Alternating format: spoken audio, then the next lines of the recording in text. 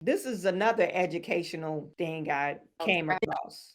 Saw this in my time in the It's saying woke California K through 12 educators agreed that correcting a child's pronunciation of a word ask is white racial superiority. She's saying, what is it called? It's, I guess, white is right, superiority complex, to correct your pronunciation if you're in school. And she's just using an example of ask. That's just one example. But you tell me now, I talk a lot of improper English because that's my dialect. And I'm grown as hell. My bills is paid. I don't need nobody to pay my bills. But I'm speaking of kids, like your children are developing how to speak proper English. You're sending them to school, and this teacher is saying you shouldn't do that because that's being racist when you do that. You're trying to project that you're so much better than that child. Yeah, because I got my damn degree. It had nothing to do with race. Look, I have my degree. I'm the English teacher or whatever teacher I am. I'm going to correct your child. Do not speak improper while you're at this school because we're teaching you how to speak correctly. But no, not with this lady. And these fools standing around listening to this. And nobody interjected and said, "No, you're wrong. Listen to this." saw this in my time in the public school system. When a Black or African American child says to their teacher, "Teacher, can I ask you a question?" And the immediate response being from the teacher. Look at the two black ladies like, "Oh yeah, can I ask you a question?" Who used it? See, maybe that's a Southern dialect, but ask. Can I ask? Ask? Can I ask you a question? I didn't know what she was saying until I rewinded. Then I read the feed of this post, and I didn't know the difference. I know the difference, but I didn't know when she was saying it. I didn't hear the difference of her enunciation, but she's saying acts. Anyway, but these two black ladies, they're like, "Oh yeah, I remember people correcting me," and I felt so bad. Like, for real, you did? With a sense of superiority based in white racial superiority, often with our 84% white female teachers, the response being, "That's not how we say ask. We say ask. Ask isn't a word." And so we have children that understand their home language practices to be not just deficit, not just wrong, but broken. But it is. Okay, so that's why, if now say for instance I didn't know how to read, or let's take for instance Ben Carson. Ben Carson, he's like a neuroscience. He was over the secretary of Trump elected him some official secretary or something. I think housing. He was over the secretary of housing, but he's a neurologist. He actually performed brain surgery. He said his mother couldn't read. He was born in Detroit. His mother couldn't read. His mother would have been a damn fool if she would have said, "Oh, I can't read, so it ain't nothing wrong with me. So I don't need you to read. You don't have to read." And he didn't know that his mother couldn't read because she would have him read these books, give a book report, and she would ask him questions. So she find out like, "Oh, you didn't really read the book." So he actually had to read the book, and she would have him writing book reports, and she couldn't read. So I'm saying this, all I'm saying is, okay, I send you to school to be better than me, not to have this teacher saying, "Oh, it's okay to be wrong." No, it's not. It's not okay to be wrong. What is wrong with you? It's okay to speak ebonics. No, if you're trying to get a job in corporate America, it's not okay to speak ebonics. They're going to want you. It's not okay to speak ebonics in the email.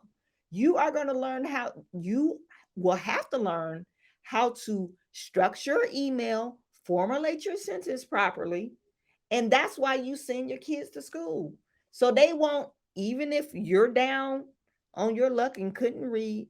That's why you send your kids, so they could be better than you. I mean, what parent don't want their kids to be better than them, to strive better, to go on and do better things than what they've accomplished. Not running into this nut job, this crazy teacher right here, saying, "Oh, okay, what I was taught was wrong. I should feel bad." No, that's not what teachers are for. No, we're going to teach you the proper way to enunciate these words. What is wrong with that? To be not just deficit, not just wrong, but broken, ignorant. The list goes on and on as to what it communicates when you police a child's language that their home and their community has taught them. So for me, I really like to ask my teachers to start with that identity work and look at yourself and understand what are you bringing into the classroom as a norm, and what do you need to maybe make. Okay, so I guess it cut out. But anyway, no, I want my kids to learn proper English. If they want to know Ebonics, they'll just stay at home. You see what I'm saying? If I want my kids to talk to me, talk like me, I wouldn't send them to school. I mean, come on now. Let me know. Let me know what am I wrong to say that? If I want my kids to talk like me, like from the south side of Chicago, I wouldn't send them to school. That is just insane. And who's to say, okay, you grow up speaking improper, and you make it to the ninth grade, and then all of a sudden you got a teacher saying, no, you saying it wrong. Okay, now you feel some type of way because you've been in school for the last 9 years and nobody said anything to you. Do you get what I'm saying? You made it all the way to high school and you're saying all these words wrong. You don't know how to pronounce things phonetically, but nobody ever corrected you. And at that point, if you don't know how to phonetically pronounce words or properly how to put words together to pronounce them right, then you're probably one of those 40 or 60% of those people that can't read at grade level. You see what I'm saying? So then you feel some type of way. Then you will feel inferior. Okay, yeah, they pushed me along and I thought I was doing right and I wasn't. That's where low self-esteem come from. Instead of nipping it in the bud when they're first, second, third grade, fourth, fifth grade, saying, no, this is how you say your sentence correctly. Like even my son, when he's speaking, sometimes he, make the story all long and whatever. I said, okay, get to the point. We don't get all day. We don't have all day. And I'm not trying to be mean, but that's how but look, this is reality. Get to the point. Spit it out. Let me know what you're talking about. Don't beat around the bush. Just say what you're trying to say. And sometimes you have to think before you start talking to speak. And if training your kids to do that, that's what they're supposed to do at school. So that was my whole rant about school teachers, because I'm glad she said, I'm assuming she is out the school system, and she needs to be, because right now what she's saying is black people are not smart enough to catch on or to articulate themselves, to speak proper English, because their parents maybe talk country or whatever, and their dialect is not quote unquote proper English. This is what she's saying about black folks. Liberal nut job. Oh, I want to be inclusive, but I want to be racist at the same time. Because you don't think black people can achieve more. We're not smart enough. Anyway, I can go all day about that, but she that's a lot of stuff wrong. And then you have this black woman and this black woman, and I don't know, his name is Sujinda. So he's a minority. She's Mexican, Pena. Sota Pena. She's Mexican. All these Mexicans and minority people agreeing with this white woman.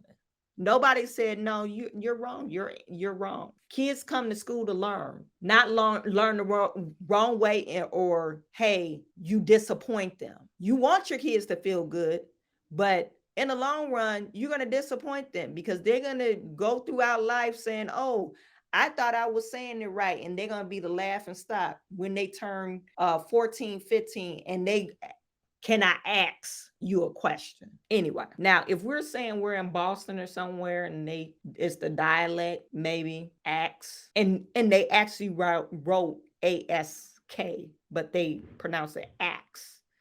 That might be dialect. But if you're going through words and you continue to pronounce words improper, and you don't know how to speak proper English, that's a problem. That is a problem. Kyle said, good thing America understands business, and because of that superpower, since reading is still a problem. Yeah, reading is a problem in America. Reading is a problem, and that's why we're doing stuff backwards here right now. They're so concerned with gender ideology instead of getting our kids the necessary education so they could be productive members of society, of United States, or contribute to the GDP. We're like really last in the world globally when it comes to education, and we have free education, but we're worried about the wrong things right now.